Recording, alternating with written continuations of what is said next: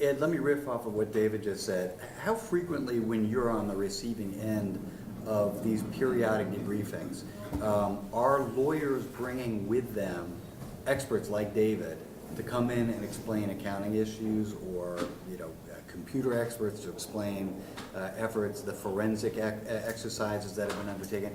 Is it typically an attorney proffer that you deal with in the early stages of cooperation, or do you find that you're getting access to people like David? I think I would say just my experience is that for the most part we're dealing with attorneys. We're giving attorney proffers. I think it's quite clear in a lot of instances that they are working off of work that's been done by experts like Dave and others in other subject matters. I think that much is very clear. But once they're in the room with us, the DOJ or the U.S. Attorney's Office, I think a lot of times we're sort of getting the lawyer's light version, or the distilled version of what they've gleaned from their experts. I haven't had many situations, or I can't think of a situation in which we've been given sort of direct access to someone's expert who's working on something. How about Jason on your side? What I will sometimes do is if it's a question I think I understand enough what the expert told me and I can do a passable job conveying the information, my preference is to do it the way I described and just have lawyer to lawyer. There are some cases where I'm just not smart enough to grasp it, or where they've asked questions that go beyond what I think I understand. And I have on occasion had the person from the auditing firm be there to answer the specific questions, or to listen to me answer the specific question and then fix it when I screw it up.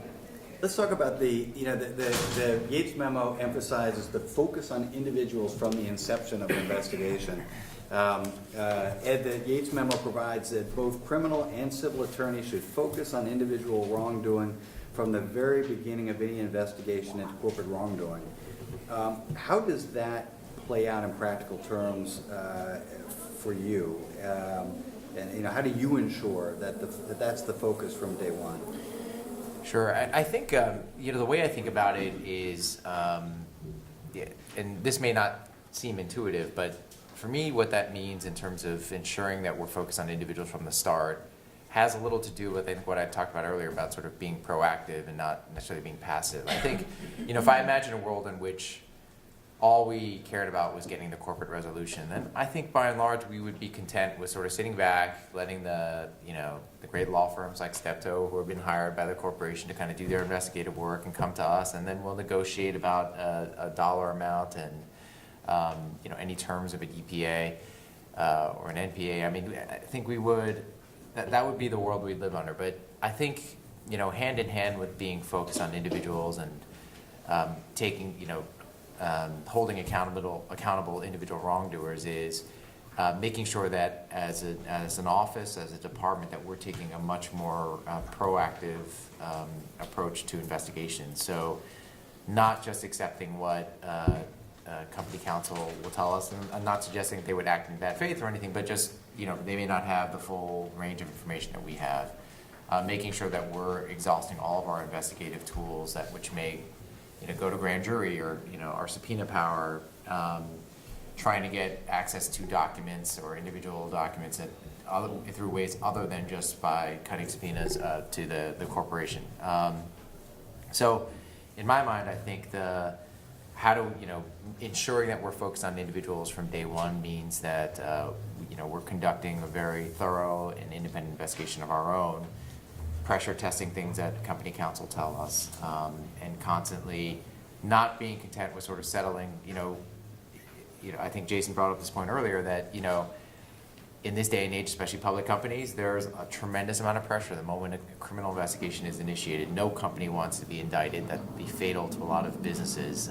So not sort of letting that lull us into a sense of complacency where we say, well, we all know where this is headed. We're going to get a big dollar figure resolution out of this. And I think making sure that we are digging a level below what we're getting from company counsel, and being very searching in our inquiry, I think that's the way that we ensure focus on individuals. Jason, every now and again you hear some rumblings that this emphasis, focus on individuals from the inception of the investigation, potentially it opens a Pandora's box of issues for the individuals and potentially complicates the role of the investigative attorney in terms of how he's interacting with the witnesses and frankly the extent to which some of those employees want to be cooperative. What's your sense about how that emphasis on individuals, or at least the perception that there's an enhanced emphasis on individuals, how that's affected investigations? So, I mean, I think it's had a profound... And by the way, it is apparent that we are missing the cocktail party. Oh, is that right? Right above it. You also promised me a Korea panel and cocktail party. But, I think it's had a profound impact on the way companies behave and the way individuals behave. In an ironic way, if the purpose of the investigation is to seek out the truth and to find out what happened, in some sense, the focus on individuals has actually made that harder because it has complicated the company's efforts to get employees to cooperate and to allow the company to find out as quickly and completely as possible what happened, so they can report it to DOJ. Because all the employees are, because they have this perception that the company is going to throw somebody under the bus, and I don't mean to use that phrase in the sense that they're going to scapegoat or falsely implicate somebody, but that they're going to lean in when it comes to identifying potentially culpable individuals and give DOJ information about those individuals. What it does is it changes the dynamic fundamentally between the employee and the company from the very moment that the allegation surfaces and the investigation starts. And it creates adversity or potential adversity between company and employee and executive and employee from almost the word go, and it effectively, at least in my experience, has eliminated the notion of a joint defense agreement between company and executive or officer, because if the company is committed to cooperating in full, and you don't always know how high up the chain it goes or how broad it goes, the chances that there will be some adversity with an individual are unknown and could become quite great. And in a world in which you got to cooperate fully and you can't pick and choose what facts you turn over, it's hard to justify having some kind of joint privileged environment with a employee who may end up being the subject or even worse, a target of the investigation. So the effect that all has is it causes employees, at least in my experience, to lawyer up earlier than they otherwise would. And whereas when I first switched over to this side from DOJ and I started what I used to call moving to the dark side, now I just consider going to the other light side. And we would do investigations. It was a 50-50 shot whether the employee, even an employee whose conduct was squarely in our sights, was going to lawyer up. And now I think it's about 100% chance that employee is going to get a lawyer, and they're going to get one before they even sit in a room with you or answer a single question. And I think that makes it harder. And it makes it harder for the employee to decide how to evaluate the risk to their liberty versus the risk to their job. And different prosecutors' offices will deal with it differently. I had a case in which a very large private company, made a decision that they were not going to fire people if they refused to cooperate because everybody knew the company was cooperating. Everybody knew that every word they said to us, we modified the upjohn warnings to say that there was not just a risk, but a virtual certainty that anything they said was going to go to the government. And people whose conduct was at issue decided, you know what, I'm not going to talk to you. I'm sorry, I'm not going to talk to you, but you have to understand why.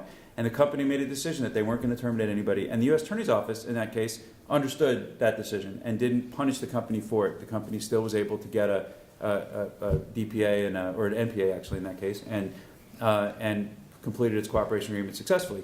I know other offices that would not take that approach or would look with more jaundice on a decision by the company not to use what leverage it has to require the employee to talk. But all that is to say that it makes the employee's decision a hell of a lot harder, and the employee's got to decide what they're going to do and how they're going to do it a lot earlier, because they go into a corporate investigation knowing or virtually certain to know that the information they provide is going to DOJ.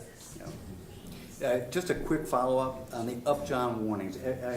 Can you just take 2 seconds? I'm sure everybody in the room knows what an upjohn warning is, but explain what it is and how you might modify it in a scenario where there's a much greater likelihood that as part of cooperation that interview is going to get shared with the government. Sure. I mean, so fundamentally, I think to be a minimally sufficient upjohn warning, the warning that you would give to somebody if you're doing a corporate investigation is to explain to them that in substance that you don't represent them, that they're able to have their own lawyer if they want one, but that you represent the company or the board or audit committee, whoever it is who's hired you, and what your purpose is in doing the interview, that you're doing an investigation, and that the information that they provide to you is privileged, but it's the company's privilege, it's not their privilege.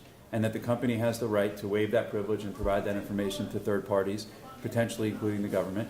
And the idea is to make sure that an employee who participates in an investigation by their employer understands that the lawyer for the employer is the employer's lawyer and not theirs. And it's just so you don't have a situation in which the employee mistakenly believes that because you work for the company, you're also representing them. The way in which we modified that in the, what we'll call the post-Yates Memo era, or in any situation, even if it was pre-Yates Memo, where we know that the company is attempting to resolve its own exposure by cooperating with DOJ, is to strengthen the language in the upjohn warning about the fact that the company has the right to waive the privilege and provide the information to third parties. If we know that we're on a cooperation glide path, we'll strengthen that language and make it clear. Maybe we'll specify DOJ, SEC, New York AG, whoever it is. And if we're actually cooperating, I had an investigation once where I did one interview one week. We signed the NPA. The next week, we did more interviews the week after that. And the upjohn warnings changed from one week to the next to take out any notion of conditional language. But so the idea is just to make it crystal clear to the employee what risks they face and what protections they do or do not have in that interview. Let me shift. Can I just give you a little perspective on that? So from the company auditor's perspective, we need to go and understand that the folks in the reporting line are clean. So if someone says that they're not going to talk to the attorneys, then that's another line of inquiry and investigation for us. So we're going to need to figure out, okay, this guy's signing a representation over the financial reporting for this area. What are we going to do to get comfortable that there's not a problem there now? Because you can't help but think that they don't want to talk because they don't want to incriminate themselves. So from a professional skepticism standpoint, we've got to evaluate what's happening during the investigation and tailor our auditing procedures as we see necessary, because we got to gain comfort. So, which all kind of gets around to the psychology for the individual employee, trying to figure out whether he should be talking with Jason or any other attorney running an internal investigation. Ed, have you ever seen from your perspective indicia that kind of concern on the part of employees ultimately works against your interests in the sense that they're less likely to be communicative with the internal counsel running the investigation?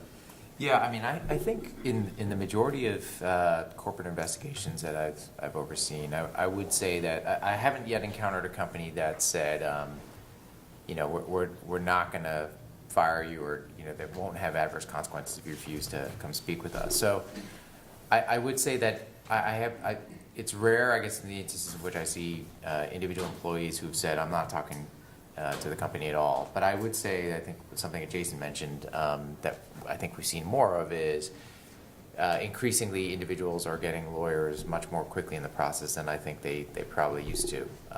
And so I do think that slows things down. I think that psychology where now everyone knows, maybe appropriately, they understand, anyone with exposure understands that they could very well be charged or have to resolve individually with the government as well, and appropriately are getting counsel, and then that just slows down the pace of everything, where then their counsel, of course, needs time to figure out what the lay of the land and get a production of documents from the company and understand what situation their client is in before they bring him in to speak with the company, and then before they speak with us. It's just sort of drags things out, and we've definitely seen at times, I think the pace of our investigation slows down because now we're interfacing with 15 different individual counsel, whereas before maybe it was just 5 or a handful. So we've definitely seen a shift in that way.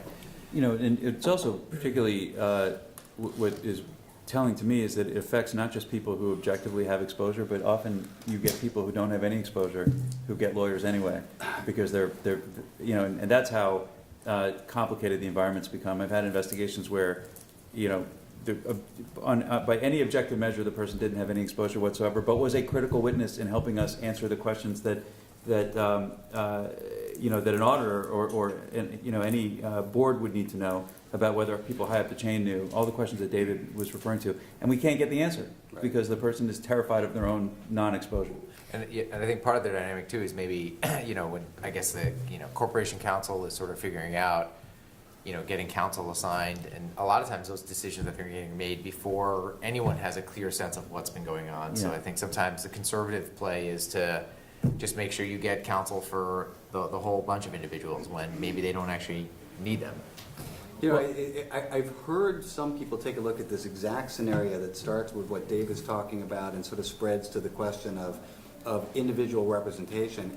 And some would say that from a prosecutor's perspective, driving all the rabbits out from underneath the tent and having them all get individual counsel may slow things down, but it does mean that individuals are now making individual decisions as opposed to potentially being a little bit more controlled under the tent of a single representation. I don't know if that's, Ed, if that's something that you've experienced. Is there anything to that perception? Yeah, I think so. I mean, I think that's right. I think that's borne out in practice. I mean, I think now you're right. I mean, it's sort of maybe whereas before, someone was unrepresented or it was just sort of like a pool counsel situation. You can be sure that anybody, all the individual attorneys who are representing those individual employees are really making, catered assessments about, what is best for his or her individual client. So I think there is some truth to that as well. I mean, while it may slow things down, it's, there's more, people are making more informed choices earlier in the process. Let me dive yet even deeper into the weeds. I want to talk about something that I think we've touched on a little bit here, but that is a big challenge for companies running internal investigations, particularly when there is the threat of class action litigation, derivative litigation, knock-on litigation that sort of flows from the internal investigation. And that is, how do you maintain the privilege with respect to the internal work done by the forensic auditors? And just to set the table, the auditors, the accountants who help the company to prepare, say, a restatement, arguably a lot of their work, since what they're doing is essentially preparing a document for distribution to the public, stronger argument that that's not covered by an attorney-client privilege. But the work that's done by the forensic auditors at the direction of an attorney running an internal investigation, there's a much stronger argument that that is, in fact, always going to be privileged until that privilege is waived. As a practical matter, David, how do I assume you kind of have lived in both worlds, but primarily as a forensic auditor, as the guy who gets brought in as the investigation gets off the ground, how do you manage your interaction with the auditors who have, as a primary responsibility, putting out numbers and statements to the public where the privilege may not be as secure, so that you're not inadvertently waiving the privileged information that you've got by virtue of your participation in the internal investigation? Yeah, and in that case, there's a distinct line. So if I'm working on the audit side and I'm supervising a 10A, there's no expectation that that's going to be covered under privilege, because it's our working papers and it's not our attorneys. So our working papers are subject to discovery. Mm-hmm. Now, on the other side, when we're doing the investigation and we're helping counsel, we're helping counsel. So our interaction is mostly with counsel. If we're going to speak to somebody at the company, then counsel's going to be with us, because counsel does need to make sure that something doesn't happen. Mm-hmm. Jason, I don't know if this is an issue you've wrestled with. As I think about the cases that you have worked on, I'm not sure there's so much financial, maybe they are, but I mean, have you had to wrestle with this question of how to work effectively with David on your internal investigation without that leaking over to the people who are potentially doing a public restatement, who kind of need to know what David knows, but without necessarily resulting in your communication suddenly becoming unprotected by the privilege? Yeah, no, I have not had a case in which it was the public company, the consequence of what the public company was being investigated for resulted in a financial restatement. But I think that for all the reasons that Dave alluded to, it's a serious risk that has to be managed. I think that as we talked about before, facts are not privileged and numbers are not privileged. And so I think the fact that you are, I think it's important to have the auditor, to make clear that the auditor is working for the lawyer, when the auditor is working for the lawyer, so the auditor's work is protected by the privilege. I think if what you're publicly disclosing is corrected financials, I think you have a very strong case to make that doesn't waive the privilege over the analysis that led to those financials, provided that the auditor doing that analysis was doing it in contemplation of litigation with all the other protections you would expect to see to keep that work privileged. Ed, does this issue ever hit your radar screen, or is this all that stuff happening out there while you're dropping grand jury subpoenas on unhappy recipients? Yeah, thankfully my world is much simpler than that. I haven't had occasion to think about sort of the fallout of what the company counsel is doing on its end to investigate. I want to shift a little bit to the question of partial waivers of the attorney-client privilege. Under the Yates Memo, I mean, this emphasis on sharing facts undoubtedly puts pressure on companies to think about waiving privilege, at least with respect to the communications that were contemporaneous with the event that's under investigation, as distinct from the communications that occurred during the course of the internal investigation. Ed, from your perspective, do you see lawyers attempting to carve out fairly targeted waivers so that you get information about a discrete topic that you need visibility into, but without a broader waiver? Yeah, it's come up on occasion, and I would say that in a situation where a company says, we really think that this piece is privileged, we want to share it with you, but we don't want to step into a minefield where then we've just been deemed to waive the privilege over everything.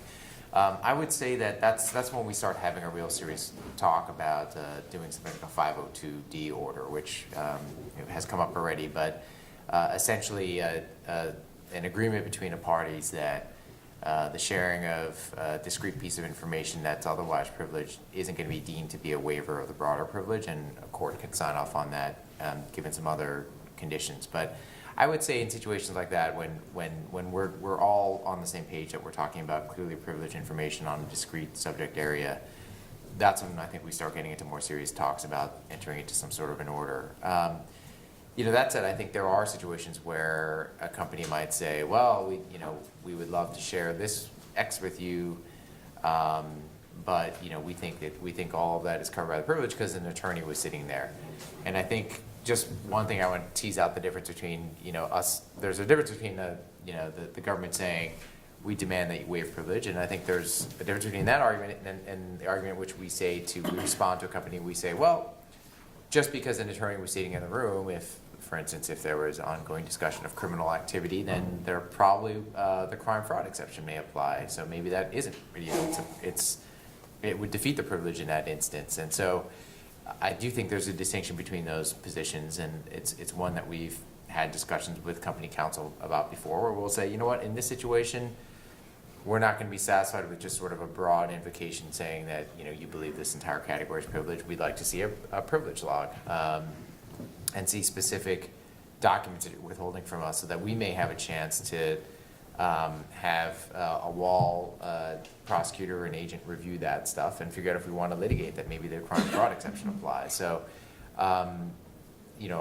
think I don't want people to walk away with the impression that once the word privilege is thrown out there, we're stepping back and throwing up our hands. I think if we think there's a more nuanced analysis available, then we'll certainly try and push that issue.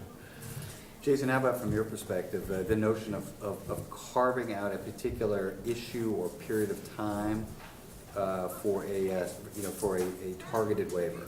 So the principal device that I've used in cases for that is a 502D, that where you're doing both. You're actually putting a time limit on it and a subject matter parameters on it, so that material that don't fall in the parameters but do fall into the time limit would not be covered by the order. And the order is an important protection. It's useful for the government, obviously, for the reasons that Ed alluded to, because you get the information you otherwise wouldn't be able to get. And it's important for the company because it gives them the ability to gain the credit for cooperating with the government that they're earnestly seeking, but to do so in a way that doesn't expose that privileged material in other forms. That's not to say that civil litigants aren't going to try like hell to get it, I'm dealing with that now with a bunch of class action lawyers who are aware that there was some universe of otherwise privileged material provided to the government and very much would like to know what that is.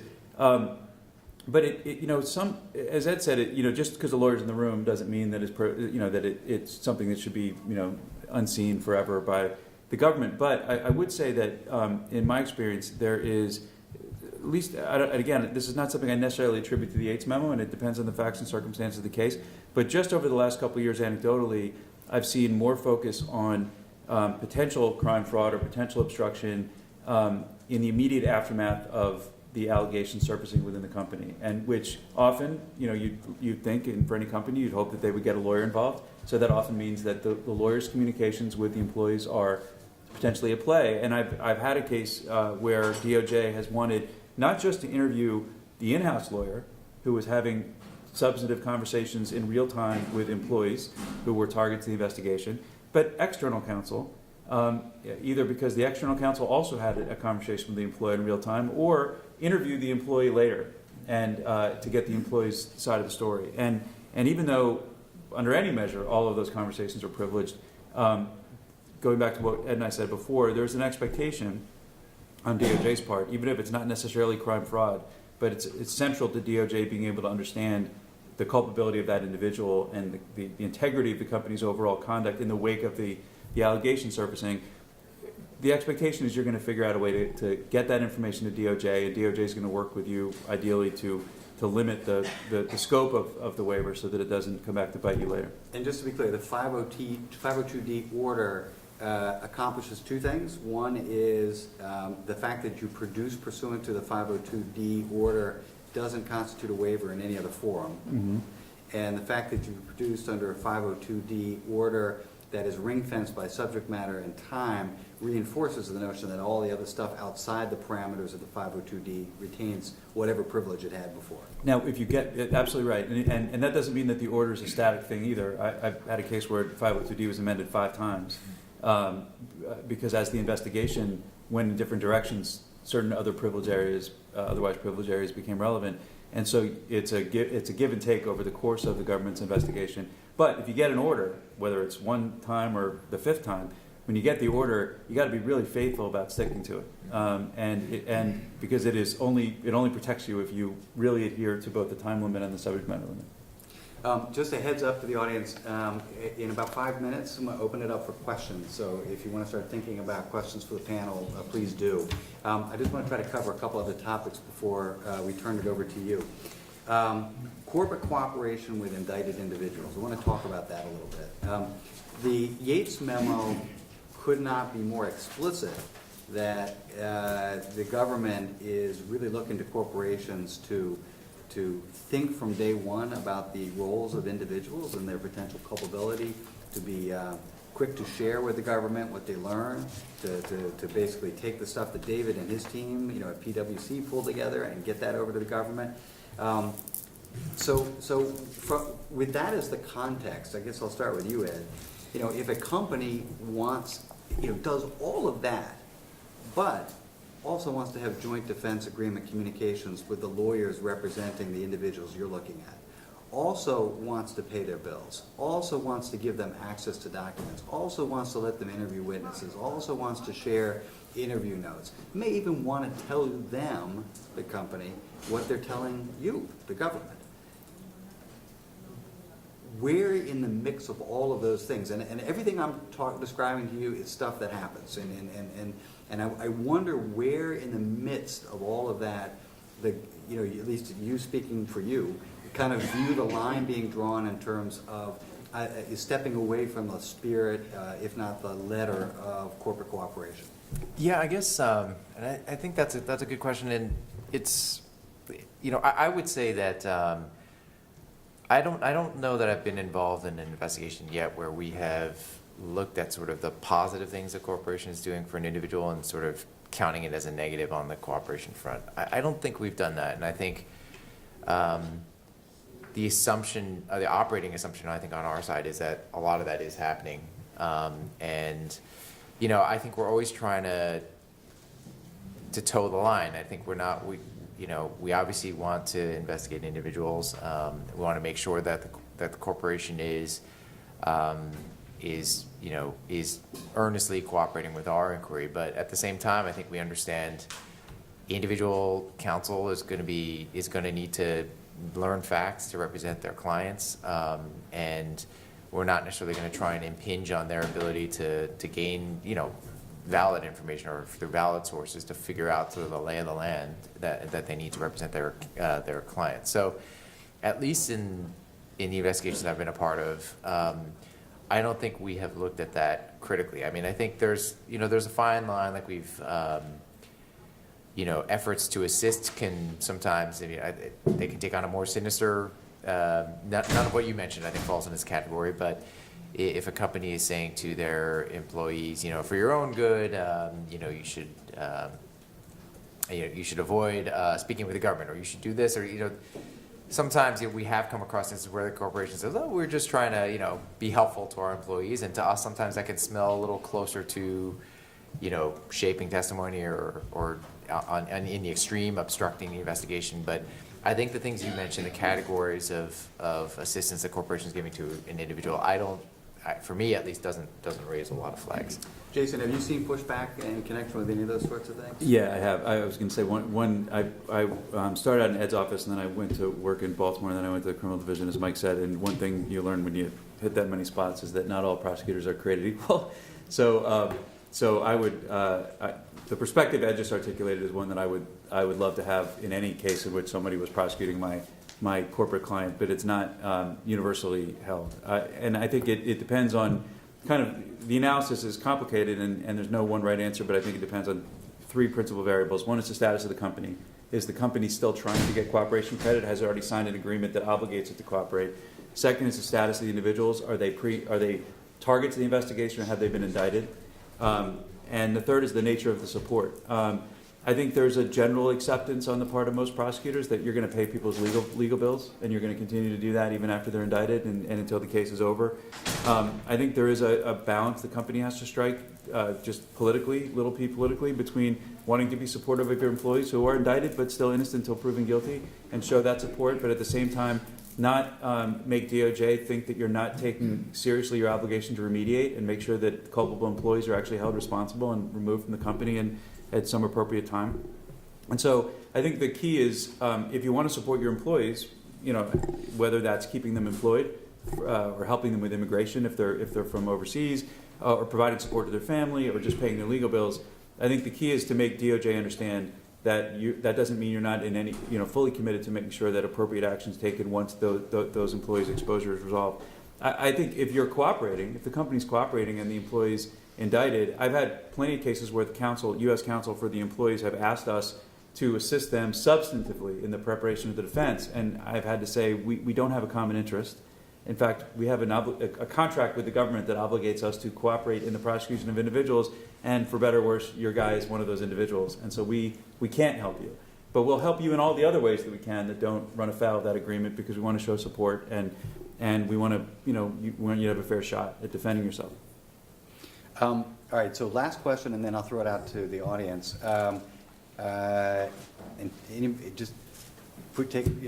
Just start talking if you think you've got a good answer to this. For the third and the fourth birthdays of the Yates Memo, if it's still a Yates Memo in 3 or 4 years, in a year or two, anything that you would change? Anything you think is likely to change? Anything you think should change? And again, everyone's speaking for themselves here. Jason, any thoughts on changes that you might anticipate or think should be adopted? I don't anticipate any changes. When Rod Rosenstein was the U.S. Attorney in Maryland, one of the things that he came in and imposed on the office was there were some people who treated their white-collar cases like it was a lifestyle choice, and the investigation would be open for 5 or 6 years and with no purpose. And one of the things that he did was require any AUSA with a white-collar case open longer than 18 months to defend why it should remain open for one more day without charges. And that forced people to get off their asses and either indict the case or cut bait. I could see, a lot of the cases that Ed's office does or the fraud section does are more complicated and couldn't be done in 18 months. But I guess I could see if I don't know how long Rod Rosenstein's gonna be the DAG, but, or how long any of them are gonna be there, but if he's the DAG long enough to focus on this, I think that I could see some kind of time component, maybe not an edict that it's gotta be 18 months, but some directive that these cases should be moved more quickly. I think that is something that's good for the company and the employees, so that's a change I would welcome, but I don't see other changes being made to the things that we've talked about today. And how about you? I mean, other than perhaps a new clause that says that nobody on Pennsylvania Avenue can be prosecuted. I forgot about that one. Yeah, I mean, which you never know. Any thoughts? I think anything can happen. I think the point Jason brings up is a good one in terms of some component of timeliness. Not so much. I mean, I'm sure across the department, everyone could use a kick in the pants to make sure they move things along. But just the same way that other provisions of the Yates Memo have had an effect on the culture of cooperation and what corporations expect to be, to be required to do when they interface with the Department of Justice, I think building in some sense of timeliness would be a good thing, because then if anything, it arms prosecutors to say, this is kind of a department-wide policy, and so you guys need to speed things up. So I think sitting on this side, I think that an element of that may not be welcome news to the defense bar, but on the prosecution side at least, I think that would actually facilitate these things as well. So I think that's one thing that could be a positive tweak to it. In terms of what is likely to happen, I think Mike, maybe you made this point earlier when we were prepping for this, but I think as of now, the department is still committed to individual the prosecution of individuals and making sure that individuals are held accountable for their wrongdoing. I think that seems to be a priority that's going to continue, under the current leadership as well. Thanks, Ed. David, I think you have the last word. Any changes you think make sense for the Yates Memo? Look, I agree with the timeliness. From an auditor's perspective, we want to know that if someone has some taint to them, that it's being addressed. And we want it addressed in a timely manner, because otherwise we're going to have to continue to work around it. Yeah. If nothing is brought up, it doesn't necessarily mean that they're not guilty, that they didn't do something wrong, but it's not serious. And that gives us, not complete comfort, but more comfort than knowing that there's a potential investigation going on and that there's something that's still out there that we may not know about. Thank you. So let me throw it up to everybody. I know we've covered a lot of ground, so hopefully we've stimulated a question or two or three from the audience. Anybody have any questions, or is the siren call of the